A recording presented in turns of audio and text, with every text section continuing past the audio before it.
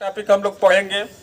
अभी देखिए वैद्युत क्षेत्र पढ़े क्या होता है और वैद्युत बल रेखाएं पढ़े और वैद्युत क्षेत्र पढ़े हैं तो वैद्युत क्षेत्र की तीव्रता भी होती है, इंटेंसिटी होती है। जैसे बात समझिएगा, पहले एग्जांपल हम बताते हैं। वैसे अगर मान लीजिए यहाँ कोई बल्ब है और ये बल्ब जल रहा है, अभी यहाँ जल रहा है, इससे प्रकाश निकल रहा है, तो जब आप बल्ब के नजदीक रहेंगे तो प्रकाश की तीव्रता अधिक रहेगी, सही है। और जैसे जैसे आप इस बल्ब से दूर होते जाएंगे प्रकाश की तीव्रता क्या होती जाएगी, कम होती जाएगी। और एक बहुत अधिक डिस्टेंस जाने पर प्रकाश का प्रभाव एकदम समाप्त हो जाता है, ठीक ना।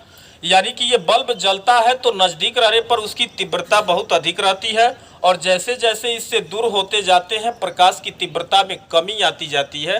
वैसे वैद्युत क्षेत्र की तीव्रता भी होती है। जैसे मान लीजिए कि अगर यहाँ कोई आवेश है, ठीक, तो इसके चारों ओर इसका अपना तो क्षेत्र होगा, ठीक ना, चारों ओर इसका अपना क्षेत्र होगा, उसी क्षेत्र को हम वैद्युत क्षेत्र कहेंगे, इस आवेश का वैद्युत क्षेत्र कहेंगे।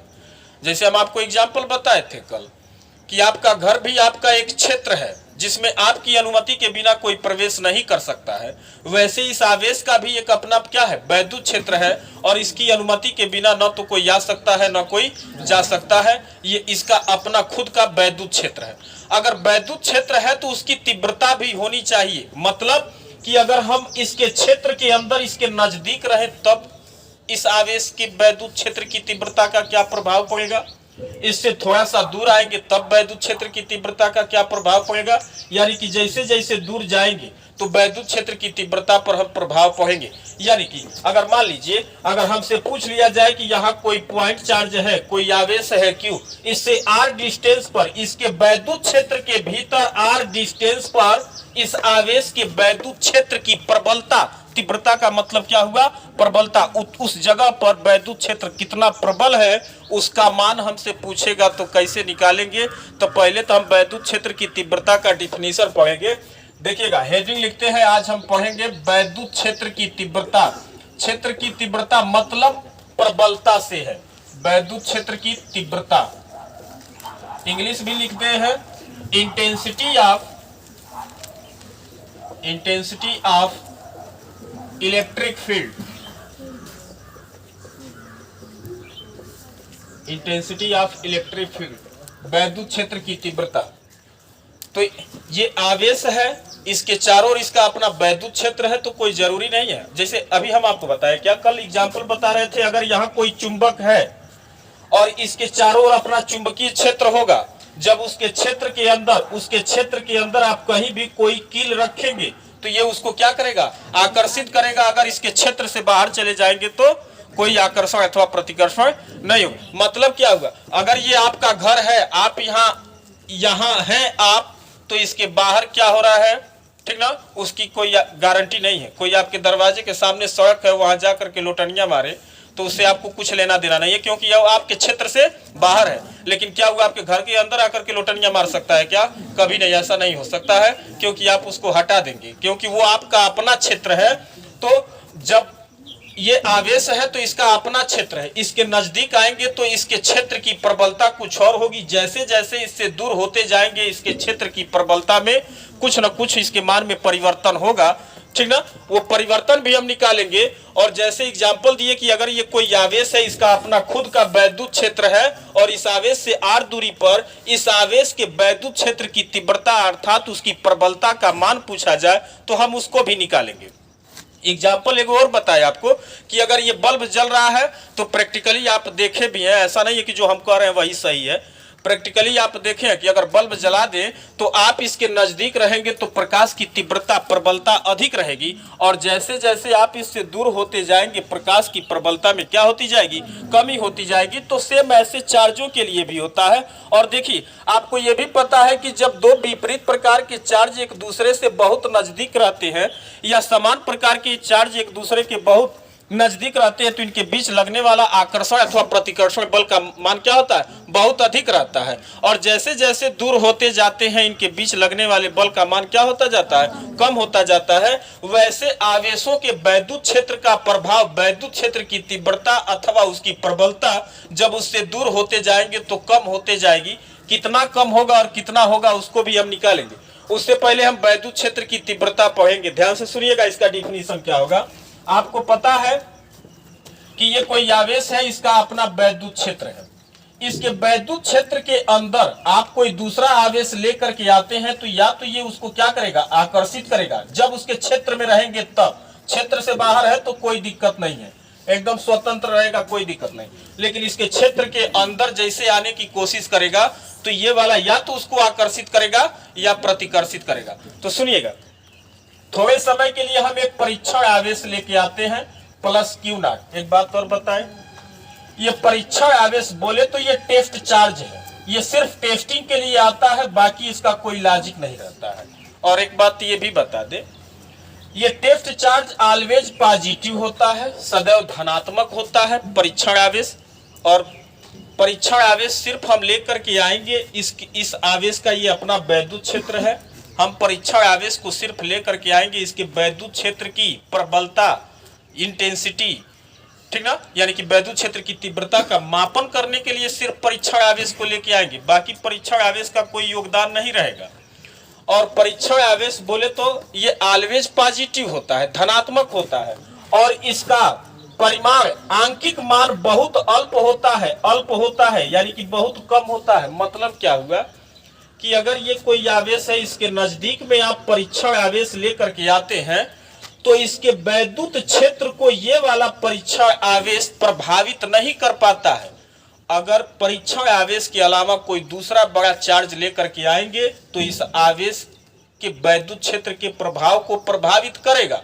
लेकिन जब परीक्षण आवेश लेकर के आते हैं तो इसका आंकिक मान इतना अल्प होता है कि वह किसी दूसरे आवेश के वैद्युत क्षेत्र में कोई भी किसी भी प्रकार का कोई दिक्कत नहीं करता है, कोई प्रभाव नहीं डालता है।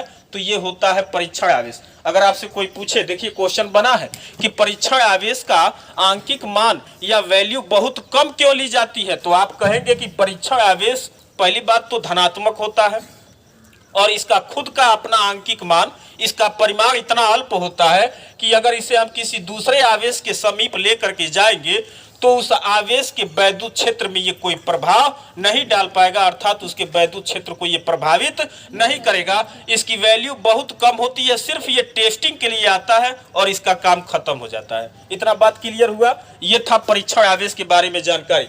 परीक्षण आवेश सदैव धनात्मक आवेश होता है और इसकी वैल्यू, इसका आंकिक मान इतना अल्प होता है, या इसका वैद्युत क्षेत्र, अगर ये आवेश है तो इसका भी अपना वैद्युत क्षेत्र होगा, लेकिन इसका वैद्युत क्षेत्र इतना अल्प होता है कि यह किसी दूसरे आवेश के वैद्युत क्षेत्र को प्रभावित नहीं करता है। बस इतनी सी जानकारी है इस परीक्षण आवेश के बारे में, और ये सिर्फ टेस्टिंग के लिए हम लेकर के आएंगे। तो यहाँ आपके सामने रखा गया है, ये एक आवेश है Q और इसका अपना खुद का चारों ओर वैद्युत क्षेत्र है। जैसे ही इसके वैद्युत क्षेत्र के अंदर आप धन परीक्षण, इसको बोलते हैं, हिंदी में इसको बोला जाता है धन परीक्षण आवेश, यानी कि ये सिर्फ परीक्षण के लिए है और ये कैसा होता है, धनात्मक होता है। इसका आंकिक मान क्या होता है, बहुत अल्प होता है, जो किसी दूसरे आवेश के वैद्युत क्षेत्र को प्रभावित नहीं करता है। अगर ये आवेश है तो इसका अपना वैद्युत क्षेत्र हुआ। हम वैद्युत क्षेत्र की तीव्रता का डिफिनेशन बताने वाले हैं, ध्यान से सुनेंगे, तुरंत क्लास में कवर हो जाएगा। ये आवेश है, इसका अपना वैद्युत क्षेत्र है। अगर इसके वैद्युत क्षेत्र के भीतर किसी भी बिंदु पर या जैसे इसके बाउंड्री पॉइंट पर ही आप धन परीक्षण आवेश लेकर के आएंगे, ये भी अगर प्लस था और धन परीक्षण आवेश तो सदैव धनात्मक होता है, और जैसे ही इस धन परीक्षण आवेश को इसके वैद्युत क्षेत्र के भीतर आप लेकर के आए तो ये वाला तुरंत उसको क्या करेगा, प्रतिकर्षित करेगा, फोर्स लगाएगा कुछ और प्रतिकर्षित करके दूर भगाएगा, क्योंकि वो उसके क्षेत्र के अंदर आने की कोशिश कर रहा था। अगर मान लीजिए इस पॉइंट पर आया है तो ये वाला इसको बल लगा करके क्या करेगा, प्रतिकर्षित करेगा, कुछ बल लगाएगा, मान लीजिए थोड़े समय के लिए वो बल है F। ये बल F यानी कि इस आवेश के कारण इस आवेश पर लगने वाला था बल F और परीक्षण आवेश के अनुपात को ही इस बिंदु पर वैद्युत क्षेत्र की तीव्रता कहते हैं और उसे कैपिटल E से प्रदर्शित करते हैं, अर्थात E बराबर F अपान क्या होगा, Q नॉट होगा। मतलब अगर हम डिफिनीशन बताएं तो क्या कहेंगे, वैद्युत क्षेत्र के भीतर, ध्यान से बात सुनिएगा, वैद्युत क्षेत्र के भीतर किसी परीक्षण आवेश को लाने पर उस परीक्षण आवेश पर लगने वाले बल तथा परीक्षण आवेश के अनुपात को ही उस बिंदु पर इस आवेश की वैद्युत क्षेत्र की क्या कहेंगे, तीव्रता कहेंगे और इसे कैपिटल E से प्रदर्शित करते हैं। ये इलेक्ट्रिक फील्ड की इंटेंसिटी है, वैद्युत क्षेत्र की तीव्रता, यानी कि इस बिंदु पर इस आवेश के वैद्युत क्षेत्र का कितना प्रभाव है उसकी तीव्रता के बारे में बताएगा। तो डिफिनीशन क्या कहेंगे, किसी वैद्युत क्षेत्र के भीतर किसी परीक्षण आवेश को लाने पर उस परीक्षण आवेश पर लगने वाले बल तथा परीक्षण आवेश के अनुपात को ही उस बिंदु पर वैद्युत क्षेत्र की तीव्रता कहते हैं। फिर से रिपीट करते हैं, वैद्युत क्षेत्र के भीतर, अभी भीतर नहीं आया, मजा नहीं आ रहा है, इसको एकदम भीतर लेके आओ, यहां लेके आओ, ये बाउंड्री इसका वैद्युत क्षेत्र है। आप परीक्षण आवेश को एकदम सनसनाइले यहां तक ला दिए हैं। ये वाला भी प्लस था, ये वाला धन परीक्षण आवेश है तो धनात्मक ही है। ये इसको प्रतिकर्षित करेगा तो कुछ ना कुछ फोर्स लगाएगा, जो फोर्स लगाएगा उस फोर्स का मापन कर लीजिए और इसी परीक्षण आवेश के अनुपात से, परीक्षण आवेश के मान से इसमें भाग कर दीजिए, तो इस बिंदु पर इस आवेश की वैद्युत क्षेत्र की प्रबलता का मापन हो जाएगा या वैद्युत क्षेत्र की तीव्रता का मान पता चल जाएगा। तो क्या कहेंगे, डिफिनीशन ध्यान से लास्ट एक बार और सुनिएगा, वैद्युत क्षेत्र के भीतर किसी बिंदु पर धन परीक्षण आवेश को लाने पर उस पर लगने वाले बल तथा परीक्षण आवेश के अनुपात को ही उस बिंदु पर वैद्युत क्षेत्र की तीव्रता कहते हैं और वैद्युत क्षेत्र की तीव्रता को कैपिटल E से प्रदर्शित करते हैं। बात क्लियर हुआ? अच्छा, अगर आपको बल पता हो जाए तो उस बल का मान यहां रख दीजिएगा, जो परीक्षण आवेश आप टेस्टिंग चार्ज लेकर के आए हैं उसी के मान से क्या कर दीजिएगा, डिवाइड कर दीजिएगा, वैद्युत क्षेत्र की तीव्रता का तुरंत मान निकल के आ जाएगा। यानी कि इस आवेश का इस बिंदु पर वैद्युत क्षेत्र की तीव्रता का, प्रबलता का कितना प्रभाव है वो पता चल जाएगा। ठीक ना? एक बात और, ये जो वैद्युत आवेश होता है ये अदिश राशि होती है, आवेश अदिश राशि होता है और बल सदैव सदिश राशि होता है। और जब भी सदिश में जब अदिश का भाग करते हैं तो भाग करने पर जो प्राप्त राशि आती है वो भी क्या होती है, सदिश ही होती है। यानी कि देखा जाए तो यह वैद्युत क्षेत्र की तीव्रता एक सदिश राशि है। अगर आपसे कोई पूछे कि वैद्युत क्षेत्र की तीव्रता एक सदिश राशि क्यों है, तो आप कहेंगे कि पहले तो वैद्युत क्षेत्र की तीव्रता का मान F अपान Q नॉट है। इसमें F बल एक सदिश राशि है, Q नॉट आवेश है, एक अदिश राशि है। जब भी सदिश में अदिश का भाग करते हैं तो प्राप्त राशि सदिश ही होती है, इस कारण वैद्युत क्षेत्र की तीव्रता एक सदिश राशि है। और आपको पता है कि सदिश राशि है तो सदिश राशि उसे कहते हैं जिसमें दिशा के साथ साथ परिमाण भी होता है। यानी कि वैद्युत क्षेत्र की तीव्रता का दिशा होना चाहिए, क्योंकि यह सदिश है तो इसकी दिशा किधर होगी, तो जिधर बल की दिशा होगी, क्योंकि इसका तो कोई दिशा ही नहीं है, ये तो अदिश राशि है। अगर इसको आप हटाएं तो E की दिशा बराबर किसकी दिशा आ जाएगी, F की दिशा आ जाएगी। यानी कि अगर हम बोले, ध्यान से सुनिएगा, हर चीज का लॉजिक है, अगर आप इसको ऐसे कंप्लीट करेंगे तभी कवर हो पाएगा, वरना सिलेबस बहुत लंबा है। ध्यान दीजिएगा, रटते रटते हालत बिगड़ जाएगी और रटने से कभी फिजिक्स का पढ़ाई नहीं हो पाएगा। ये Q नॉट अदिश राशि था, इसमें तो कोई दिशा नहीं था, तो इसको तो हम हटा देंगे, वैसे ही बच गया E और F। तो हमें E की दिशा प्राप्त करना है तो आप कहेंगे E की दिशा बराबर F की दिशा के होगा। यानी कि इस पॉइंट पर अगर ये धन आवेश था, ये भी धन आवेश था, तो इस बिंदु पर इस आवेश के वैद्युत क्षेत्र की तीव्रता उससे क्या हुई है, दूर है। यानी कि ये वैद्युत क्षेत्र की तीव्रता का ही बल की दिशा में क्या हो जाएगा, डायरेक्शन हो जाएगा। तो ये तो हो गया वैद्युत क्षेत्र की तीव्रता के बारे में। वैद्युत क्षेत्र की तीव्रता का डिफिनीशन बताए, इसके बारे में बताए कि ये क्या है, सदिश राशि है, इसकी दिशा किधर होगी, तो उसके अंदर, उसके क्षेत्र के अंदर रखे गए परीक्षण आवेश पर लगने वाले बल की दिशा में ही उसके वैद्युत क्षेत्र की दिशा होगी। एक बात और, वैद्युत क्षेत्र की तीव्रता का अगर आप मात्रक लिखेंगे, ई का मात्रक अगर आपको लिखना है तो ध्यान से देखिएगा, ई बराबर तो क्या था, एफ अपान क्यू नॉट था। एफ बल है और बल का मात्रक होता है न्यूटन, एन से प्रदर्शित किए। आवेश का मात्रक कूलाम, इसको सी से प्रदर्शित करते हैं और फिजिक्स में बट्टे को हटा के प्रति बनाते हैं मात्रक में, तो मात्रक ई का निकल के आया न्यूटन प्रति कूलाम। और देखिएगा ये कई बार आपसे हम बता दें कि बहुविकल्पी प्रश्न में बोर्ड में पूछा गया है, यूपी बोर्ड में ये क्वेश्चन। ई की बीमा अगर आपको निकालना है तो सबसे पहले आप बल की बीमा निकाल दीजिए। बल की बीमा ml/t की -2 होती है और आवेश चार्ज की बीमा at होती है। बीमा को कभी अंश बटे हर के रूप में नहीं लिखते हैं, हमेशा एक रैखिक लिखते हैं, यानी कि इसे उठा करके ऊपर लेके जाएंगे तो ml, ये t की पावर 1 था, ऊपर जाएगा तो t की पावर -1, -2 पहले से था, -1 और -2 मिलके -3 होगा, और a ऊपर जाएगा तो a की पावर क्या हो जाएगा, -1 होगा। ml/t की -3, a की -1 हो गया। एक बात तो और ध्यान से सुनिएगा, ये तो ई की बीमा हो गई, ई का मात्रक बताया, ई का बीमा बताया, और ई कैसी राशि होती है, तो ये सदिश राशि होती है। इतनी जानकारियां भी आपको पता। और ई क्या होता है, किसी आवेश के वैद्युत क्षेत्र की तीव्रता होती है।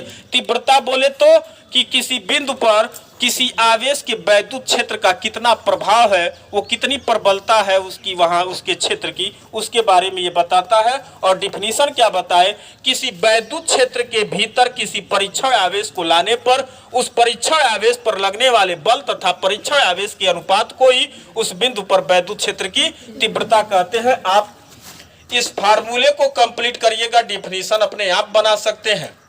हम इसी को देख के तो डिफिनीशन बोल रहे हैं कि वैद्युत क्षेत्र के भीतर किसी बिंदु पर रखे परीक्षण आवेश पर लगने वाले बल तथा उसी परीक्षण आवेश के अनुपात को उस बिंदु की वैद्युत क्षेत्र की तीव्रता कहते हैं। इसे कैपिटल ई से प्रदर्शित करते हैं। इसके बारे में 3 जानकारी बताए। ई सदिश राशि होती है जिसकी दिशा परीक्षण आवेश पर लगने वाले बल की दिशा में होती है, और ई का मात्रक न्यूटन प्रति कूलाम होता है, और ई की बीमा आपके सामने लिखा गया है, ml/t की -3, a की -1 होती है। इतना बात क्लियर है। कभी कभी सुनिए, कभी कभी ऐसे भी होता है कि कोई जरूरी नहीं है कि सिर्फ हमसे वैद्युत क्षेत्र की तीव्रता ही पूछी जाए। बात समझिएगा ध्यान से, केवल वैद्युत क्षेत्र की तीव्रता ही हमसे नहीं पूछी जा सकती है, कभी कभी वैद्युत बल भी पूछा जा सकता है। अगर मान लीजिए, अगर इस आवेश का इस बिंदु पर, इस पॉइंट पर, इस वाले आवेश का इस पॉइंट पर वैद्युत क्षेत्र की तीव्रता आपको पहले से पता है कि कितनी है, अगर वो मान पता है, मान लीजिए थोड़े समय के लिए हम ई मान के चलते हैं कि इस आवेश का इस बिंदु पर वैद्युत क्षेत्र की तीव्रता कैपिटल ई है, और इस पर जो कोई भी आवेश यहाँ रखा गया है तो इस पर लगने वाले बल का मान पता कीजिए, यानी कि बल का मान आपसे पूछा जा रहा है, और जो भी आवेश रखे हैं उस आवेश का परिमाण आपको पता होगा तो बल में डिवाइड करेंगे, यानी कि e equal to f upon q not होगा।